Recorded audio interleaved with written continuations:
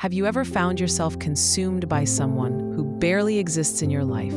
Someone who may not love you, someone who might not even think of you, and yet they live inside your mind as if the universe placed them there on purpose.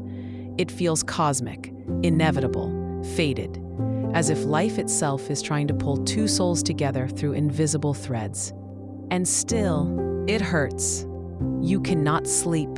Every song feels like a message. Every sign points to them. Their name finds its way into your thoughts like a whisper you cannot silence.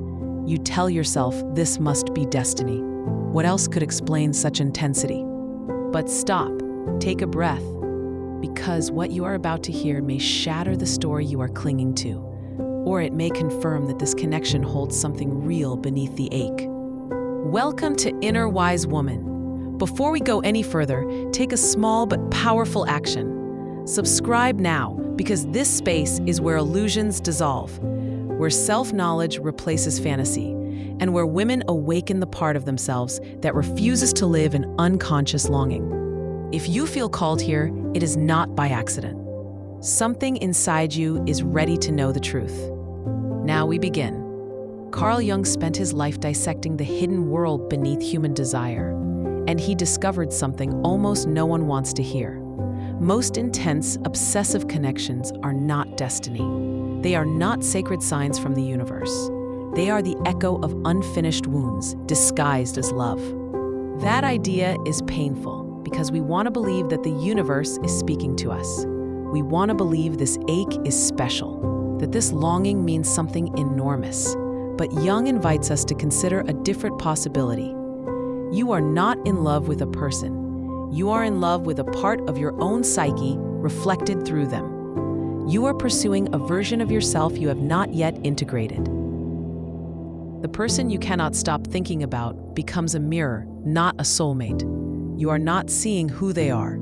You are seeing what your unconscious longs for and what your childhood learned to chase. And because the sensation feels familiar, you interpret it as fate rather than memory. Familiarity often masquerades as destiny. There is a reason your body reacts. Your nervous system remembers. You may feel the same emotional pull you once felt toward a parent who was unpredictable, unavailable, inconsistent, or emotionally distant. And so the mind creates a myth. If I can make this person love me, if I can make this connection real, I will finally heal what hurt me long ago. That is not destiny. That is unfinished grief trying to resolve itself. Yet, Jung also tells us that a small number of connections are real in the deepest sense. True soul recognition exists, but it does not come wrapped in anxiety, obsession, or insecurity. It does not arrive through suffering. It arrives through clarity, safety, and silent knowing. So how do we know which one we are experiencing? Look not at how much you feel for them, but at how you feel about yourself in their presence or in their absence. If your longing for them makes you smaller, if it weakens you, if it creates fear rather than peace, then it is not love. It is an unconscious wound calling out for attention. If you lie awake hoping they will choose you, if your worth rises and falls with their responses, if your sense of identity bends around their approval, then your heart is not loving. It is pleading for completion. And true love never demands that you abandon yourself. The painful truth is that obsession is not a sign of destiny. It is a sign of deprivation. We cling hardest to the people who trigger what has never been healed, and we mistake intensity for meaning. But intensity without peace is not connection. It is activation. Real destiny does not disturb you. It steadies you. Real love is not a storm. It is a ground beneath your feet. It does not throw you into a state of emotional hunger. It reminds you that you already are whole. The connections that break you open are teachers, not final chapters. Some people enter our lives to awaken us, not to stay. They arrive as catalysts, as mirrors, as necessary disruptions that show us the fractures in our foundations. Their purpose is not permanence. Their purpose is transformation. The human mind is easily confused because the heart does not differentiate between pain and passion until consciousness steps in. We chase the familiar sensations of longing because they feel like home even when they hurt. Childhood writes the script, and adulthood performs it unless we learn to rewrite the roles. So ask yourself this. When you think of this person, do you feel grounded or desperate, expanded or diminished, more yourself or less yourself? These sensations reveal the truth that fantasy refuses to confront. Jung believed that true love arrives only when you no longer need someone to complete you. You meet destiny not when you are searching outward, but when you have finally returned inward. Soul partnership cannot enter a life still shaped by emotional hunger. Wholeness is the gate through which sacred connection enters. You cannot cling to illusions and receive truth. You cannot hold on to what drains you and welcome what nurtures you.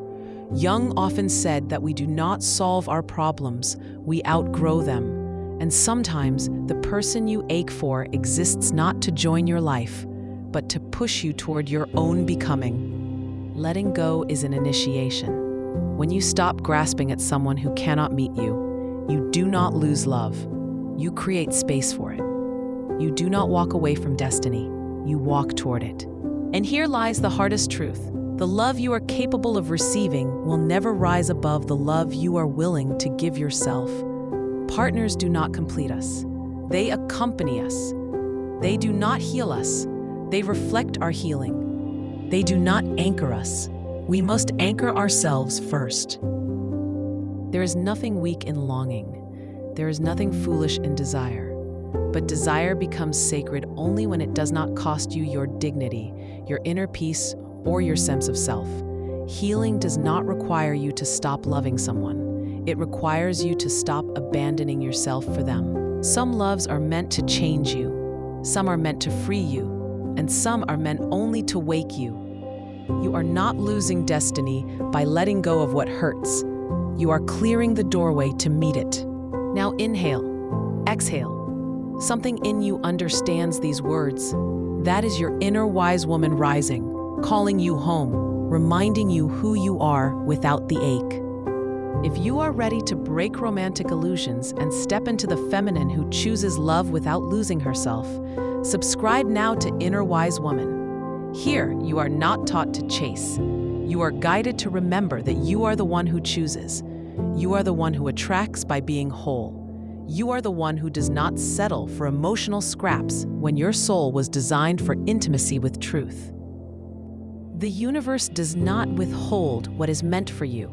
It waits for you to stop holding what is not. When you return to yourself, destiny does not have to be chased. It arrives quietly, as if it always knew where you lived. It is not a storm. It is a homecoming. And the one who is truly meant for you will not awaken your hunger. They will awaken your peace.